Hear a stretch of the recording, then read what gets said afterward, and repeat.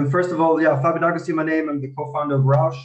And essentially what we believe is that social channels are definitely the new digital Times Square where people are exchanging services and products with one another, right? But historically, one industry, travel, has not been able to be exchanged between peers. And that's exactly what we're allowing to do. Essentially, what all this beautiful, stunning content, we're making it bookable, where the content creator is able to earn the booking commissions. And this in turn provides this beautiful booking experience where then you can click on the picture of the content that you view, and it directly takes you to the content creator's booking engine. And you're able to book their tagged flights, hotels, and activities directly within a few simple clicks, compared to what it was before with the 750 clicks across booking.com and TripAdvisor, whatever, whatnot. And so essentially what we're building is the peer-to-peer booking.com, where our vision is to help anybody who has a travel recommendation to monetize it, where we see that every single content or post becomes a dynamic travel product and every user's social media profile becomes a booking engine. We're specifically addressing the 90% of millennials and Gen Z who are using social media as their primary source for travel inspiration, but are not able to book from it. And of course, on the other side, the the millions of travel content creators who do not have the tools to sustainably monetize and turn their content and travel hobby into a full-time profession. And this has a rippling effect across the entire travel industry. See, if we're able to crack this peer-to-peer type of exchange or commerce, right, this is going to solve one of the biggest challenges within the travel industry, which is the 65% marketing expense to revenue ratio, right? And that's pretty much, and by doing this, we're able to position Raush as the cheapest distributor and the highest payout platform. We are a proven team who have quite significant travel and creator economy experience. And I think our execution speed demonstrates our industry and domain experience, since Raush is only 5 months old. Within these last 5 months, we de-risked the business entirely and signed up the 30 biggest travel content creators to monetize their 35 million fan base. And by connecting them with around 650,000 hotels, 150,000 activities, and every flight globally, and to earn those commissions. And that's where we're opening our pre-milestone fundraise, since we're just a few weeks away before achieving post-revenue, and welcoming smart capital to join us to challenge how travel is booked, earned, and sold. Thank you very much for your time. Thank you very much for your pitch. Thanks for presenting, Fabian. My first big question for you is, who is your target creator customer? Is it the massive creator brands? Is it the people with the millions on TikTok that are getting screwed because TikTok doesn't share any of the advertising revenue? Or is it smaller scale creators that are, hey, mom, dad, look where I went kind of deal? Who's the ideal person using the product? Brilliant question. And to be honest, I really don't know, right? This 35 million followers is a pure vanity metric.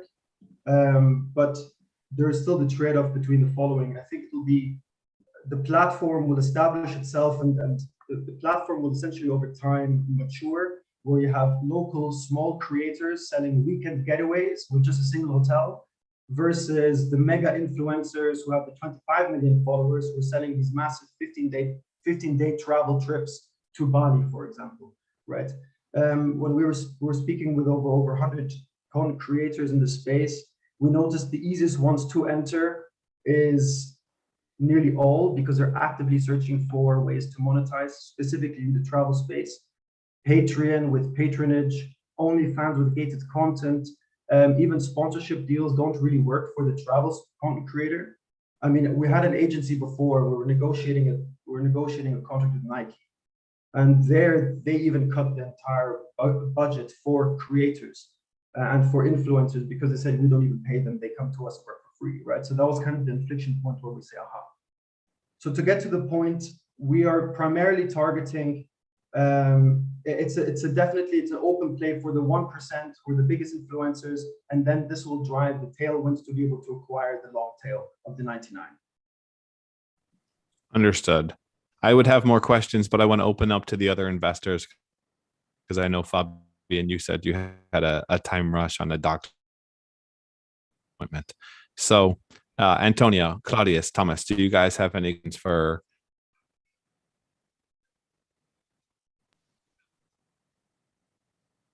I don't bite. Thank you so much for the pitch, Fabian, and also like for answering the first question, shedding more light on the benefits for the creators and like really, you know, enabling the creator economy a little bit more.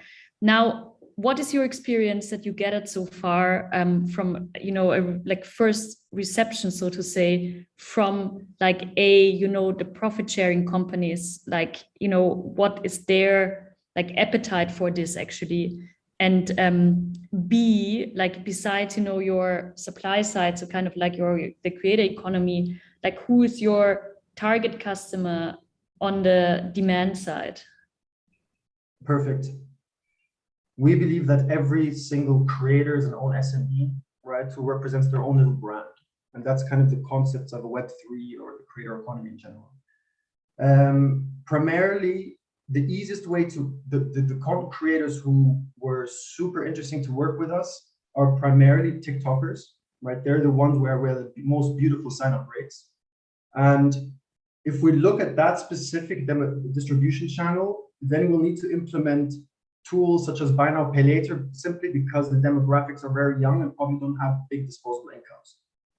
That's talking about the business model in the future, but precise. So it really depends on the different distribution channel that we use, because every distribution channel has a different product market fit.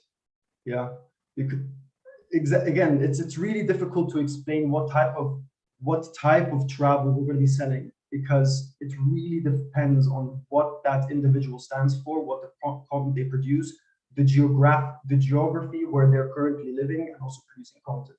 It's a really difficult question, but that's really the beauty of this entire model.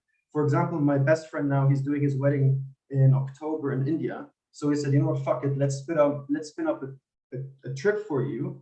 And now you can sell this wedding to your guests, which are anybody going to come, 200 people, and you can monetize from the flights, hotels, and activities. Yeah. Also, a friend of mine is doing his birthday now in Ireland. So we spun it up, and now he's selling. His friends who are coming from internationally is also able to monetize from that. So it's not purely a social media play. It's really a recommendation model for any type of user. Yeah. Is this like me sending my mom an Amazon affiliate link and saying, hey, mom, I know you needed this, so just buy it from me so I get 6%? That could become it, but it's not, you have to compare us more like Spring. Have you guys heard of Spring? Anyway, Spring is this beautiful new platform. It's a Shopify for the creator economy, where you can create products.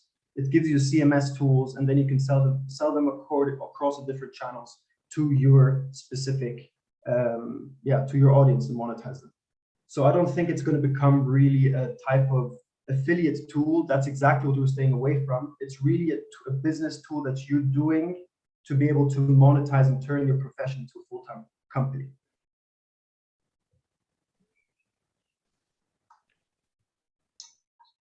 What's the competitive landscape here? Because I spoke to, what's their name? Backpacker Trail. And of course, it's not exactly the same, but in the end, like this combination of creator economy and allow other people to follow your journey. It seems to me quite obvious right now that you would combine this. So where are you at compared to maybe other players going into this space? Funny you talk about that precise competitor, because our previous startup, which failed, did pretty much exactly that. So we built out Street Life, which was this digital tour guide where content creators were able to create these guided packages around the city. And what we notice is that content can be repackaged and turned into a product perfectly well. And content is a beautiful acquisition driver.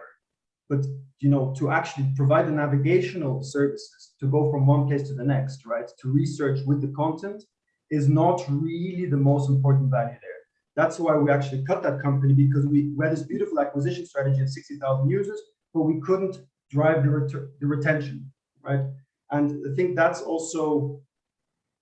kind of really going against that company. I'm not very bullish that content is used for the actual day-to-day experience. It's more really of an acquisition system. Compared to other startups, there are a lot of people who are currently thinking about the creator economy in general and how they can utilize that. But we're truly the one company, sorry, I don't know why I'm showing you the slide. We're truly the one company who have this idea to convert content into bookable travel products and your profile into a booking engine. And we've been speaking to the top creators, we've been speaking to the biggest distributors in the industry, and nobody has heard of a similar product like ours. And that's why I'm pretty damn confident that we are currently still in a first mover advantage. And I'm sure, I hope we don't have to raise war chests to be able to dominate the game, because it could be a beautiful model to really empower the world, or to redistribute all these 47 billion in travel commissions to peers, which could lead, to the greatest empowerment of travel's history. And of course, technically, you're helping 200,000 people around the world have a full-time profession. This could also lead to quite an interesting IPO, right? Because there's a lot of people that are involved in it as well. But let's not talk about that. And Thomas? You mentioned the example of that birthday party in Ireland. So as a traveler, as a friend of that friend celebrating the birthday, what exactly do I buy? Do I buy the entire trip, or do I just buy the flight, or just the hotel, or the cars, or you can personalize it entirely. So in the demo which I showed you, you're able to remove the flights, you're able to remove the activities, whatever you want, and you can even use a tool to be able to replace with other things. Okay. So I can stick to my preferred airline because I get my loyalty points or whatever, my flight miles and all that stuff.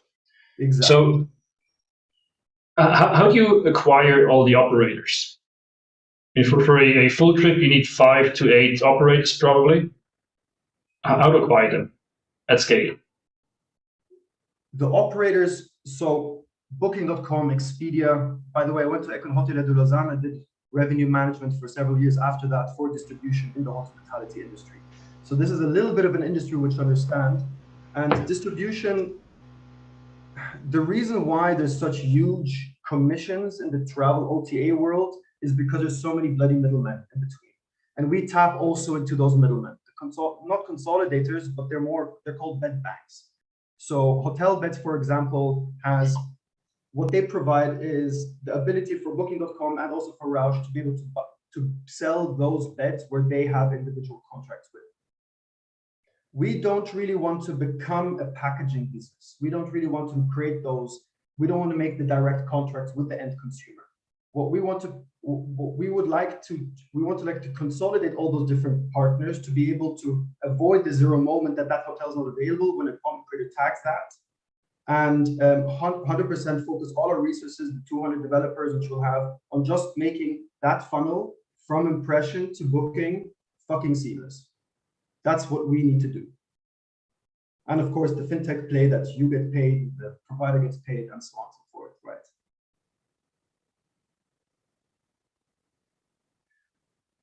Yeah, but if you tap into pretty much, we know the numbers. If you tap into 4 bed banks, you have a total size of 2 million beds around the world, right?